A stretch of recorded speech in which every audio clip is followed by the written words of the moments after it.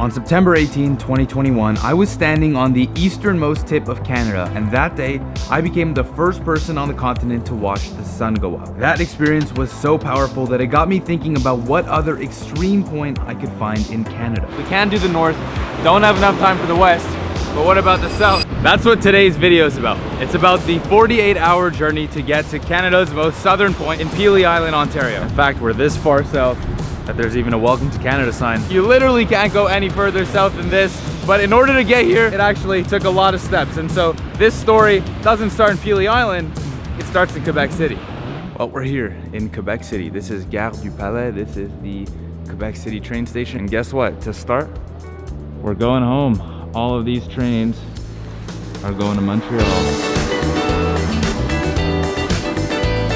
Your attention please, Montreal Central Station will be your next station stop in a few minutes. Thank you very much and have a pleasant day. Oh my God, we're back. I haven't been home in almost 5 weeks. I've been here so many times when I used to work in a bank because all the banks are right upstairs. This was the bank that I worked at, and when I decided that I did not want to be working in a bank for the rest of my life, and I made a career switch and became an entrepreneur. Everything starts here. And I'm glad that the journey to Pelee Island also starts here, because this one is special. Hi. I can see you. This is my mom. Hey. Hey. Salut. I'm the poutine guy. What's up? How are ya? I'm Mike. The worlds collide. You're filming the experience? Sorry. Yeah, this is fantastic. Thanks. My pleasure, man. Just take the lift and shut the fuck up. Mike and I are spending the night in Montreal, but we have some business to take care of before getting back on the train. All right, so we're walking through the streets of Montreal, and Mike here hasn't been in the city in over 10 years, which means there's a few things I need to show you before we head back on the train. Now, let's just start with this. Oh, do you know what this? Wow. But come here, come here. Can you smell it here? No. No, this sucks. This Well, sucks. this is cold and scentless. This is like being in a warm dryer.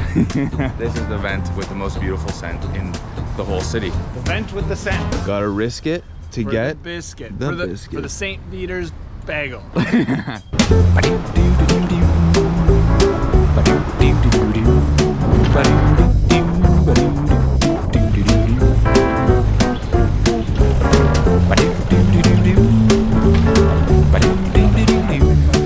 If you are from Montreal or you know a bit about Montreal, we have a bagel war. Some people are devoted to Fairmount, some people are devoted to St. Peter. This is my ride or die. That's why I brought you here. These are the best bagels in the world, guaranteed. I asked, do you get it buttered or cream cheese or anything on it? He says no. You eat it dry and fresh out of the oven. But it's not dry. No. It's just fresh out of the oven. I think I've done everything I need to do in Montreal, so let's keep going.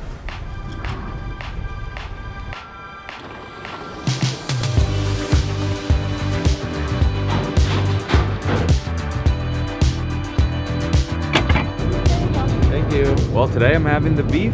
Oh, this is like what they give you when you're at a 3 Michelin star restaurant. It looks like this, exactly like this.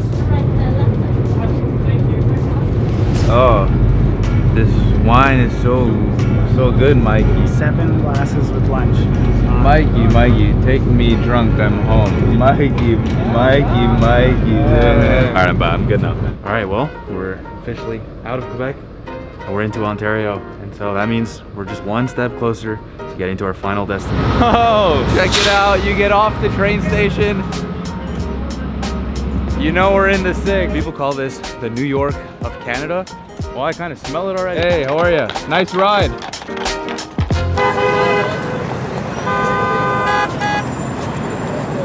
Oh, come on!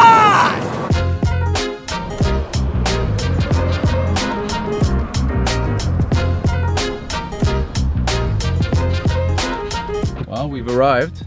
Kingsville, Ontario. Made it. This is our last destination before our final destination. Check-in desk actually closes at 9 p.m. It's one of those places. So we gotta open this. Oh, hey. Oh.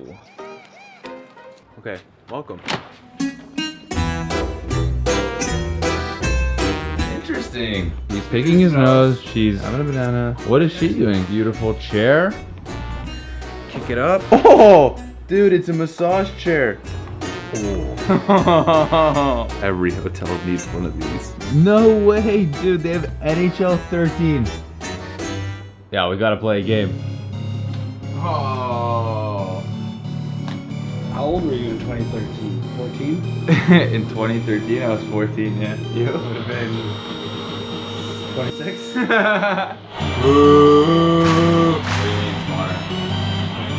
Oh, no, we definitely have. Here we go! Oh! Oh my god! Yeah! Here we go! Oh, no, no, no! Did we knock each other out? Oh, no, I forgot the punch! Oh! Oh! Oh! Go! Go! 2-1-0! Yeah!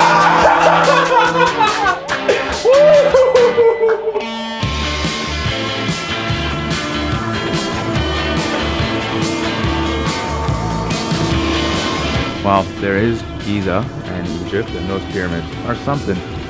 We've got the great Canadian ones right over here.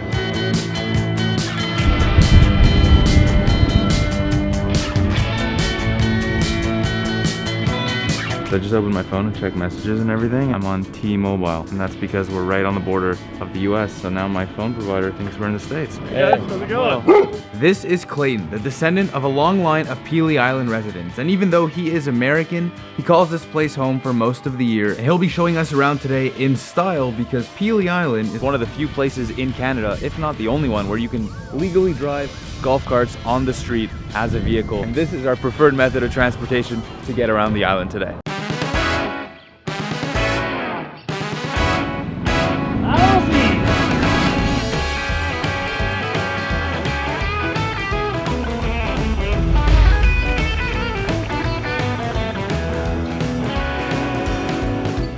Now here's something you probably didn't know. The latitude of Pelee Island is in line with areas in Portugal, in Spain, and in France. And because it's at the same latitude as those areas, well, makes it a perfect area to grow grapes and produce wine. And so that's why you have this. This was the first area to put North America on the map for being able to produce extremely good wines. Well, it wasn't actually this exact area. It was one more winery just further north that started it all.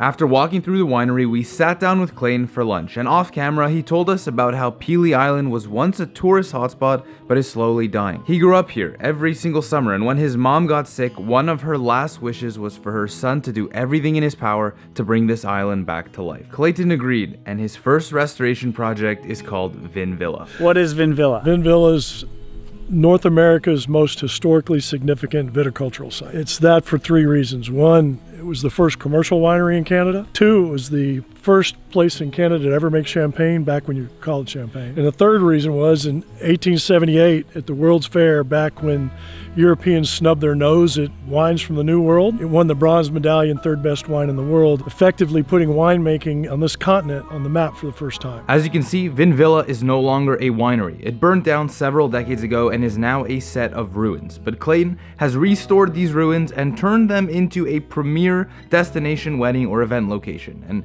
if you don't believe me, well, check this out. Wow! Wow! If you wanted to book an event in Canada's oldest wine cellar, the very cheapest price you could do it for, if you really tried to be cheap, is $10,000. My Sprought budget isn't quite there yet, so I'll just have to imagine hosting an event here instead. Hey, Will, can you pass the salt, please? What? I can't hear you. Can you pass the salt? What? What do you want? Can you pass the salt and the pepper? I can't hear you. It's too far. I can't hear you. We gotta downsize. Vin Villa is an example of why it is so important to lead your life with purpose. We're on an island so far south that it doesn't even get Canadian cell reception, let alone enough tourists. Yet Clayton has this unwavering vision to restore beauty in the past. To me, that is power. If it wasn't for Clayton, none of this would exist anymore. But as cool as everything we've seen so far in Pelee Island has been, well, we still haven't gone to the southernmost point in Canada yet, so I think it's time we do that. Hey, hope you're doing well and enjoying this video.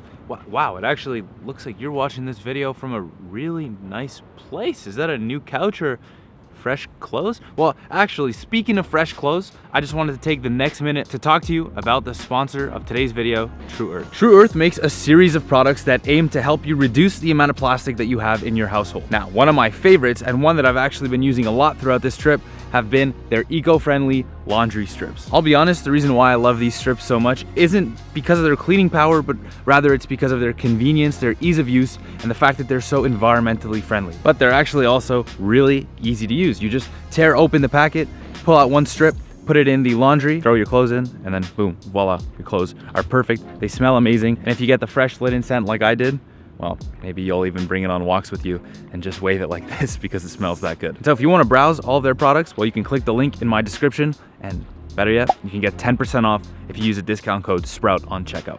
Thanks, Tru Earth, for supporting me along this cross-Canada journey. Now, let's go back to Ontario. Who's filming who? Who's filming who? What angle are you guys looking at? Whose channel are you on? Why isn't it mine? Oh yeah! Let's go!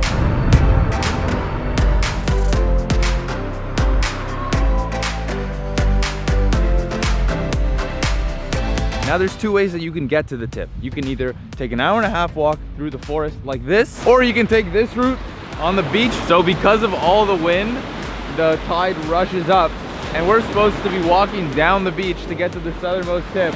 But look at how far it's already coming. It's easily possible that we get stuck here. Oh, oh.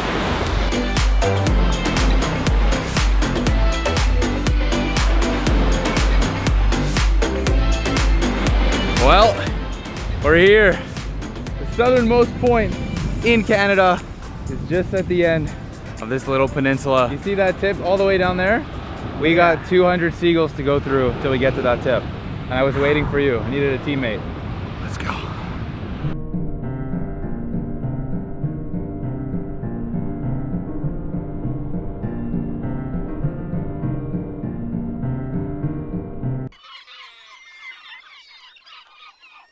That's right. See you later. See you later. I'm like Aaron Rodgers against the Bears. I own you. Okay, there's a lot of you. No one poop. Everyone hold it in. And here we go. We're at the southernmost point in Canada. We did it, boys. We did it.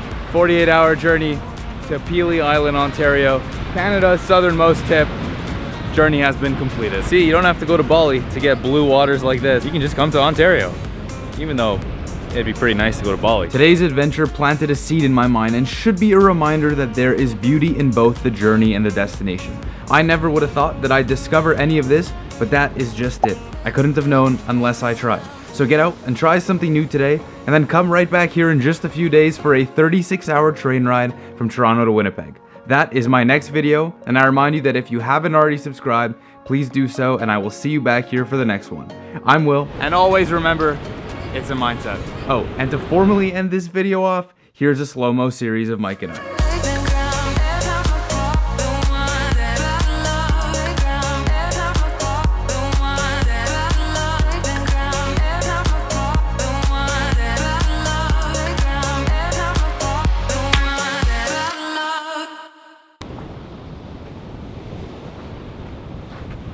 Mindset. Friendship.